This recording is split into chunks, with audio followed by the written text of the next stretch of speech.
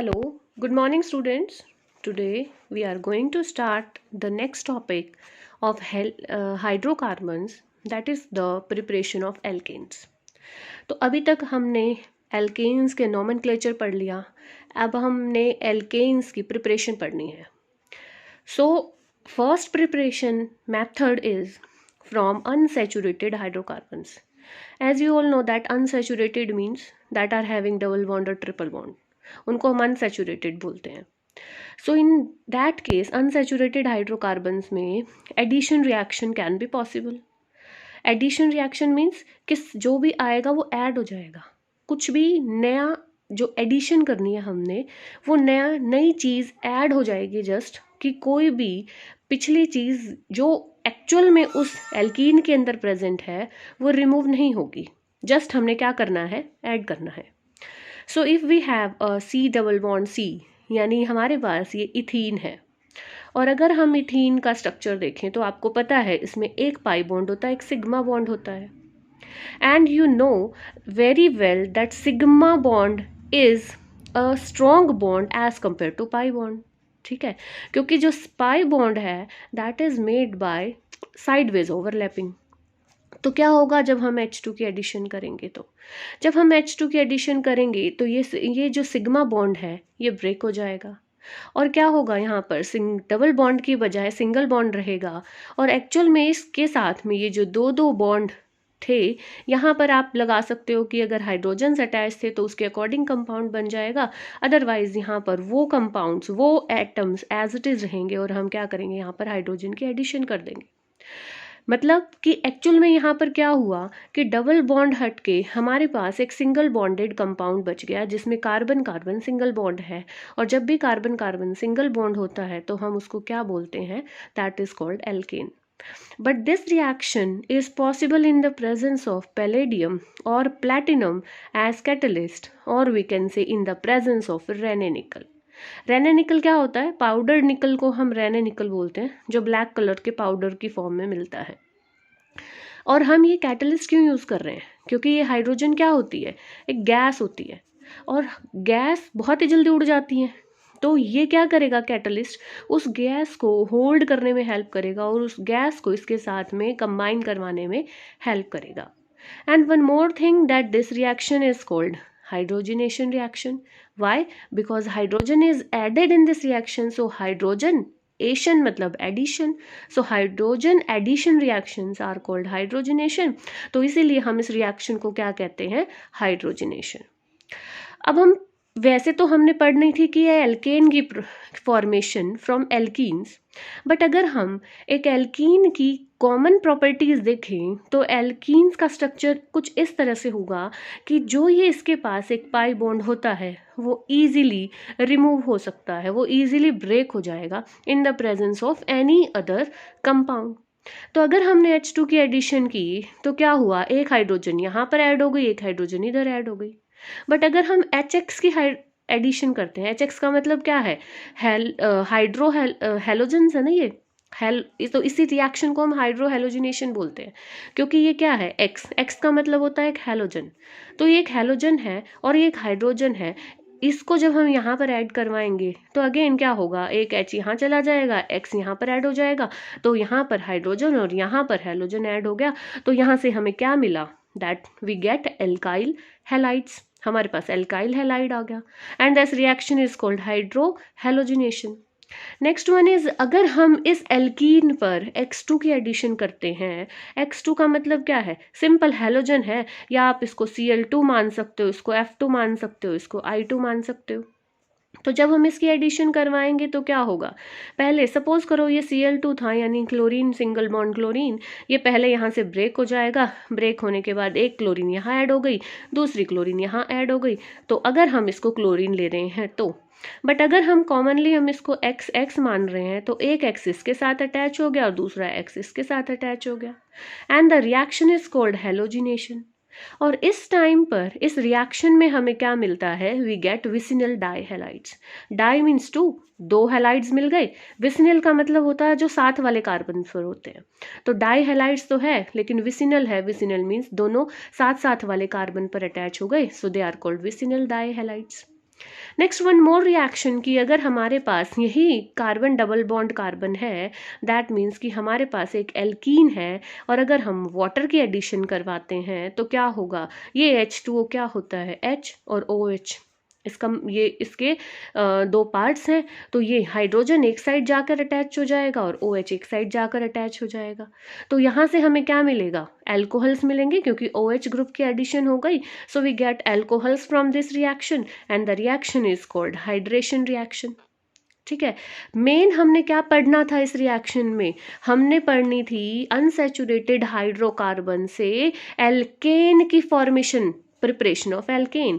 लेकिन उसके साथ साथ हमने कुछ और रिएक्शंस भी पढ़ी, that is on the basis of the we can say कि प्रॉपर्टीज ऑफ alkenes या properties of unsaturated hydrocarbons, they tell that there will be addition reaction। तो हर जगह पर क्या हुआ है, एडिशन हो गई है। ठीक है, तो इस रिएक्शन को हम क्या कहते हैं, addition reaction, a type of addition reaction. Now the second one, हमने फर्स्ट प्रॉपर्टी पढ़ ली, फर्स्ट प्रिपरेशन पढ़ ली from unsaturated hydrocarbons. Now the second reaction is from alkyl halides. अब आपको पता है हमने अभी पीछे ऊपर पढ़ा कि एल्काइल हैलाइड्स की प्रिपरेशन करनी है हमने, तो हमारे पास जब कार्बन डबल बॉन्ड कार्बन होता है लाइक दिस एल्कीन, तो अगर हम HX की रिएक्शन करवा देते हैं इससे, तो हमारे पास ये इस तरह से एक H यहाँ पर ऐड हो जाएगा और X यहाँ पर ऐड हो जाएगा। तो ये हमारे पास क्या मिल गया, एक एल्काइल हैलाइड मिल गया। तो अगर हमारे पास एक एल्काइल हैलाइड ये है, first reaction that is very very important, that is the Wurtz reaction. अब ये वुड्स रिएक्शन में क्या है, हमारे पास एक RX ग्रुप है, R मतलब एक एल्काइल ग्रुप है और ये हैलाइड है।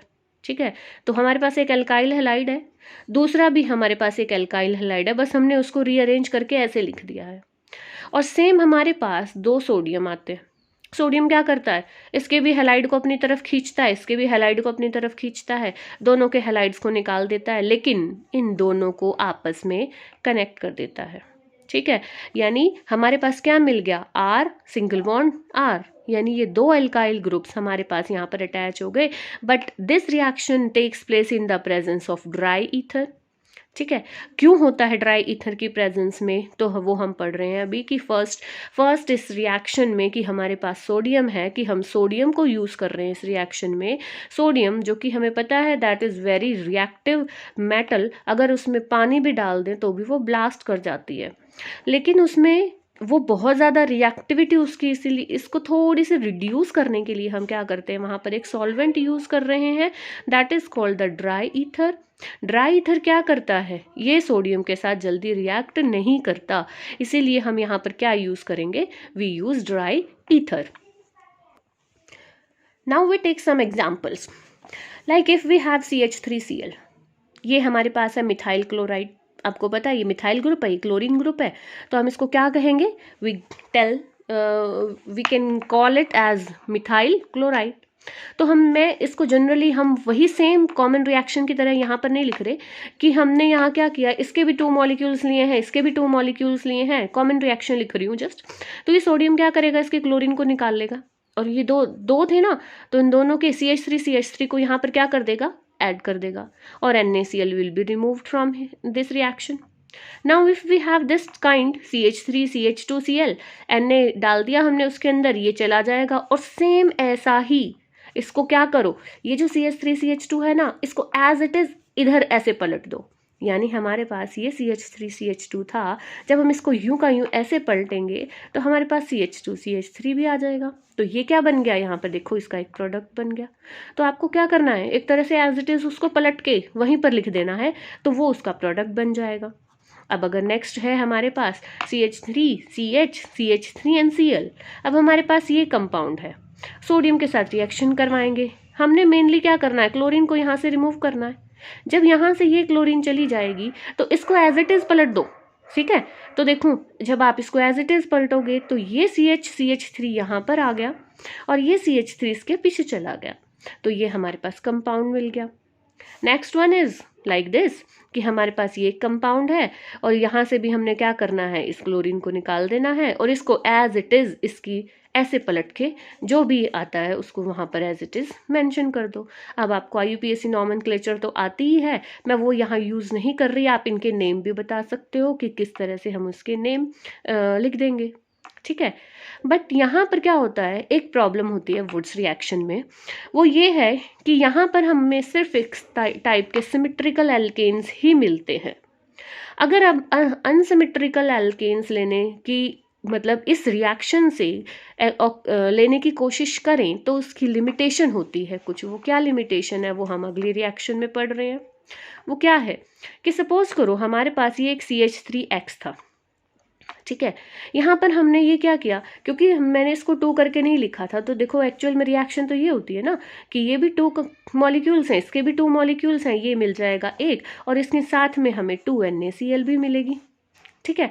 लेकिन अगर सपोज करो ये सेम कंपाउंड्स 2 ना हो करके एक तो CH3X है हमारे पास और दूसरा C2H5X हो, तो हमारे पास ये 2 Na यूज होंगे, चाहे आप इसको 2Na करके लिख लो या सेपरेट सेपरेट लिख लो। अब क्या होगा, ये ब्रेक हो जाएगा यहाँ से ये और यहाँ से इसका X इसके साथ चला गया, तो हमारे पास क्या आ गया, एक तो ये CH3, दूसरा ये C2H5, ठीक है।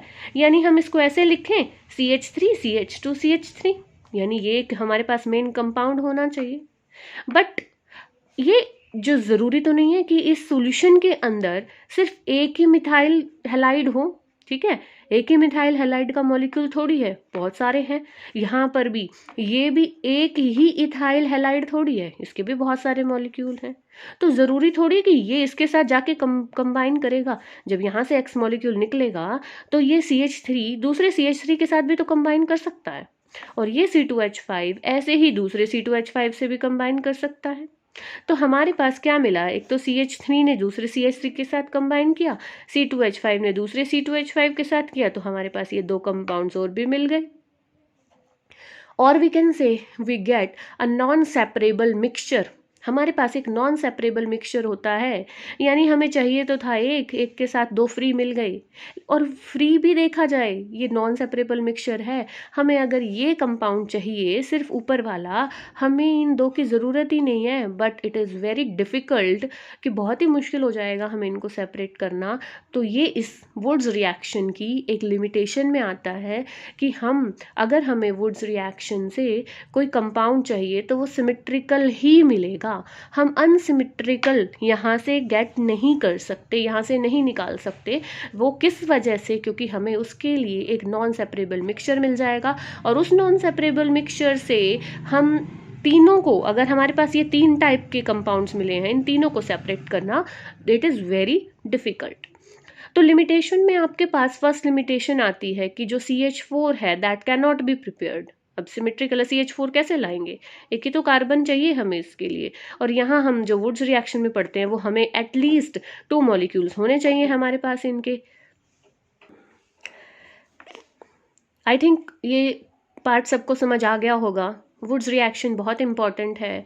आपको सिर्फ क्या करना है कि जो भी आपको कंपाउंड दिया हुआ है उसको एज इट इज़ पलट के लिख देना है और यहाँ से क्लोरीन को और ये सोडियम को यहाँ से रिमूव कर देना है, ठीक है।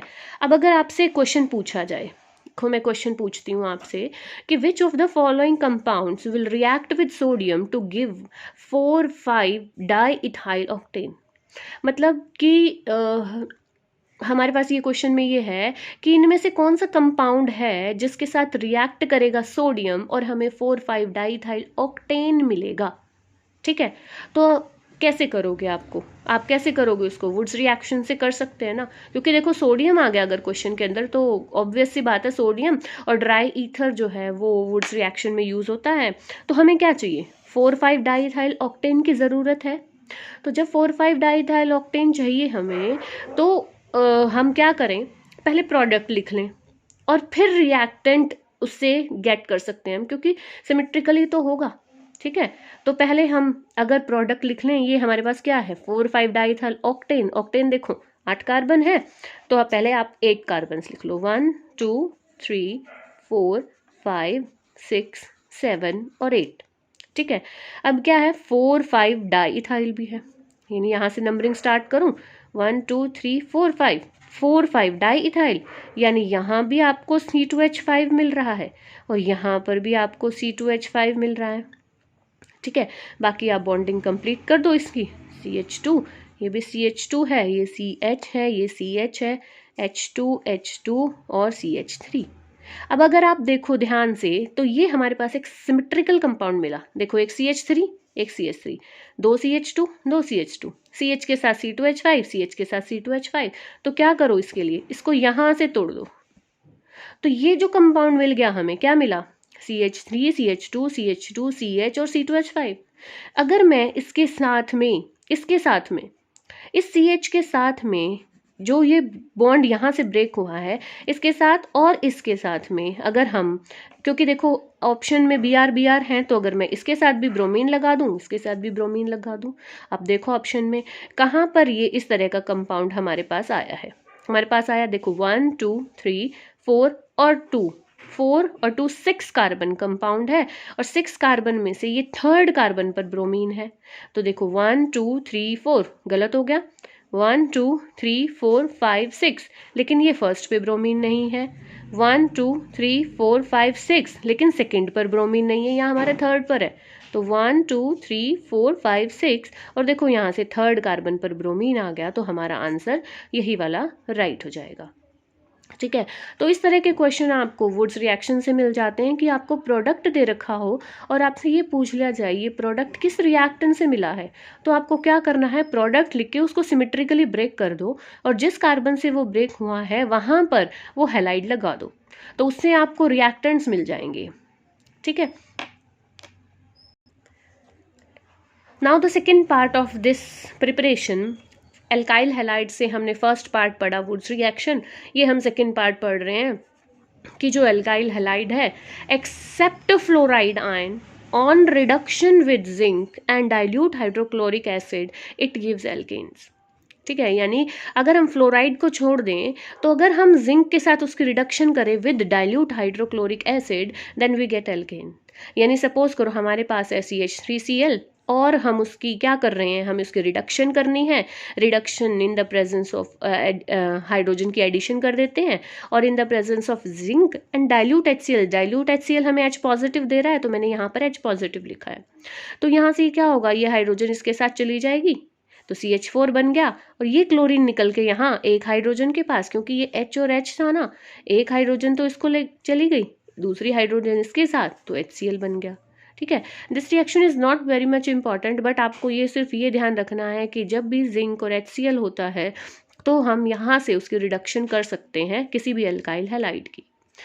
नाउ द थर्ड प्रिपरेशन, अभी तक हमने दो प्रिपरेशन पढ़ी हैं यहाँ से एल्केन्स की प्रिपरेशन। फर्स्ट हमने पढ़ी फ्रॉम अनसैचुरेटेड हाइड्रोकार्बन्स, सेकंड हमने पढ़ी from alkyl halides. Alkyl halides में हमने दो पार्ट्स पढ़े, एक वुड्स रिएक्शन और दूसरा from this type of alkyl halide यानी जिंक और HCl की प्रेजेंस में। ठीक है, now the third reaction is from carboxylic acids. Yes, sodium salts of carboxylic acids on heating with soda lime, NaOH plus CaO, soda lime NaOH यानी sodium hydroxide और CaO, it gives alkanes containing one carbon less than the carboxylic acid। ठीक है, यानी suppose करो हमारे पास कोई भी carboxylic acid है और उससे हमें क्या बनाना है, हमें एल्केन बनाना है। तो इस प्रोसेस को करने के बाद जो हमारे पास प्रोडक्ट आएगा उस प्रोडक्ट में इनिशियल रिएक्टेंट से यानी कार्बोक्सिलिक एसिड के कार्बन से एक कार्बन लेस होगा। ठीक है, वाई, क्यों होगा लेस, क्योंकि आपको पता है कार्बोक्सिलिक एसिड क्या होता है, COOH ग्रुप होता है। यहाँ से क्या हो जाएगी, ये कार्बन डाइऑक्साइड रिमूव हो जाएगी, तो एक कार्बन रिमूव हो गई। So the process of elimination of CO2 from carboxylic acid is known as decarboxylation। तो इसको हम क्या कहते हैं, it is called decarboxylation reaction। क्यों, क्योंकि यहाँ से कार्बन डाइऑक्साइड की रिमूवल हुई है। Now we will take one example that is CH3COONA, यानी ये हमारे पास sodium salt of this acid है। ये कौन सा एसिड था, COOH लगा देते हो, ये एसिटिक एसिड था, तो sodium salt of ethanoic acid होगा ये हमारे पास। ठीक है। Sodium salt of ethanoic acid, NaOH और CaO, इसकी प्रेजेंस में हमें ये रिएक्शन करनी है तो हमने NaOH और CaO लिखा। हीट करेंगे तो क्या होगा, हमारे पास कार्बन डाइऑक्साइड का ये CO2 निकल जाएगा, ठीक है, और ये सोडियम भी यहाँ से रिमूव होकर इसके साथ में, और ये क्या बनाएगा, Na2CO3 की फॉर्मेशन करेगा, ठीक है। आपको क्या करना है कि जब भी आपको कोई भी एसिड दिया हुआ है, सपोज करो आपके पास इथेनोइक एसिड है, सबसे पहले इथेनोइक एसिड में जब हम सोडियम हाइड्रोक्साइड ऐड करते हैं, यानी आपको पता है ये एसिड है ये बेस है, एसिड और बेस रिएक्ट करते हैं तो सॉल्ट बनता है, तो हमारे पास सॉल्ट बना CH3COONA। फर्दर ये रिएक्शन जब होगी फिर से NaOH और CaO की प्रेजेंस में, तो ये क्या करेगा, इस CO2 को रिमूव करवा दो, Na को हटा दो, और जो ये CH3 था ना उसको CH4 बना दो, ठीक है, बस एक हाइड्रोजन दे दो और बाकी सबको रिमूव कर दो। ये कैल्शियम ऑक्साइड क्या करता है, क्यों डालते हैं हम इसको, क्योंकि ये एक ड्राइंग एजेंट की तरह एक्ट करता है। आपने पढ़ा है कि NaOH जो है वो बहुत जल्दी ना चिपचिपा हो जाता है, एटमॉस्फेयर के मॉइस्चर को बहुत जल्दी गेन कर लेता है, तो वो जल्दी इस रिएक्शन को पॉसिबल नहीं कर पाएगा, तो उसके लिए हमें एक ड्राइंग एजेंट चाहिए।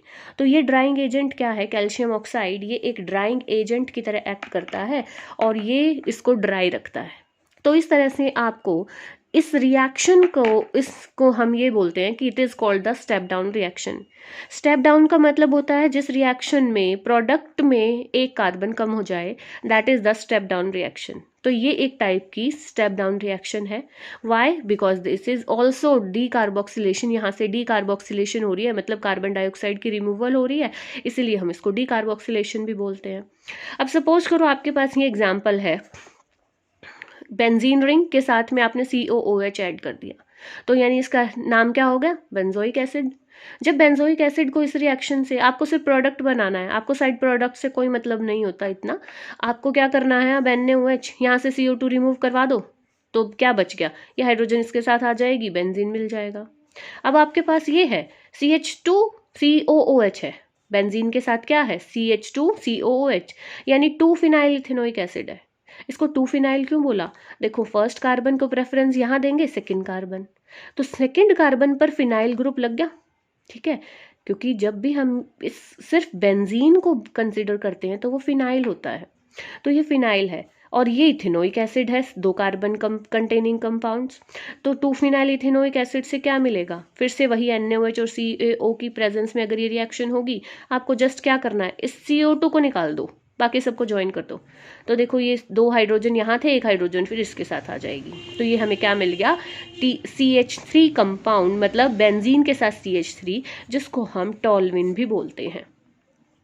तो एक शॉर्ट मेथड है इस रिएक्शन का करने का, वो शॉर्टकट क्या है कि आपको जस्ट क्या करना है, डीकार्बोक्सिलेशन करने के लिए सिर्फ जो बीच में कार्बन डाइऑक्साइड है ना उसको रिमूव कर दो और आपको प्रोडक्ट मिल जाएगा, ये जो हाइड्रोजन बची उसके साथ अटैच कर दो। तो ये हमारा एक शॉर्टकट भी है कि इस रिएक्शन को हम कैसे याद करें। Now the last part of preparation reaction is from Kolbe's electrolytic method. First part हमने कार्बोक्सिलिक एसिड से पढ़ा, NaOH और CaO की प्रेजेंस में जो रिएक्शन होती है। यहाँ पर भी वही है कि हमारे पास sodium salt of carboxylic acid है, बट इस टाइम क्या है, 2 कंपाउंड्स हैं। सपोज CH3COONA एक कंपाउंड ये है और दूसरा ये है, यानी ये 2 मॉलिक्यूल्स मिल जाएंगे, क्या करेंगे, यहाँ से ये CO2 रिमूव करेंगे। जब ये 2 CO2 रिमूव करेंगे तो ये आपस में बॉन्ड बना लेंगे।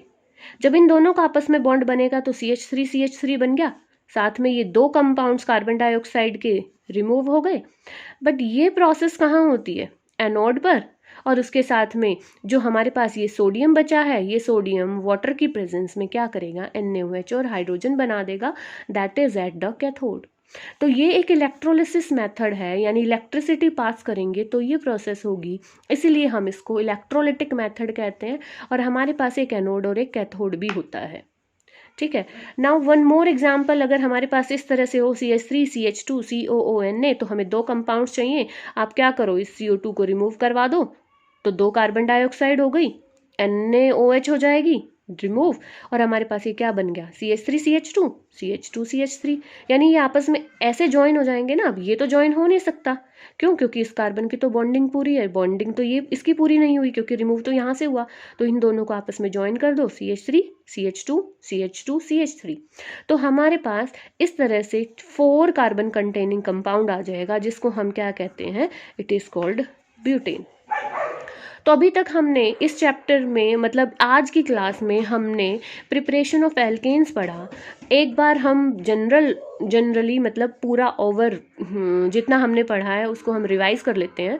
फर्स्ट मेथड आपने क्या पढ़ा? सबसे पहला मेथड आपने इस टॉपिक में पढ़ा कि आप एल्केन की प्रिपरेशन करवा रहे हो अनसैचुरेटेड हाइड्रोकार्बन से।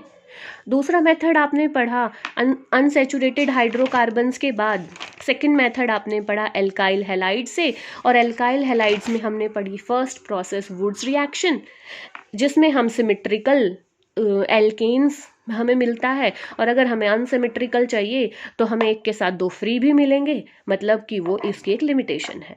दूसरा हमने पढ़ा यहीं से कि एल्काइल हैलाइड्स में एल्काइल हैलाइड्स को अगर हम जिंक और HCl की प्रेजेंस में रिएक्ट करवाते हैं तो भी हमें एल्केन मिल जाता है। थर्ड वन हमने पढ़ी कार्बोक्सिलिक एसिड के 2 पार्ट्स, जिसमें हमने सोडियम सॉल्ट से फर्स्ट में पढ़ा NaOH और CaO की प्रेजेंस में कार्बन डाइऑक्साइड को रिमूव कर दो और ज्वाइन करवा दो, और सेकेंड हमने पढ़ा कॉल्ब इलेक्ट्रोलिटिक मैथड, जिसमें हमने कार्बन डाइऑक्साइड को रिमूव करवाना है और इनको आपस में कनेक्ट कर देना है। तो आज की क्लास में आपने जो ये पढ़े उनको आप एक नोटबुक में अपने एक A4 साइज शीट पर लिखो, और उससे आपको ये जल्दी लर्न हो जाएंगे। That's all for today's class.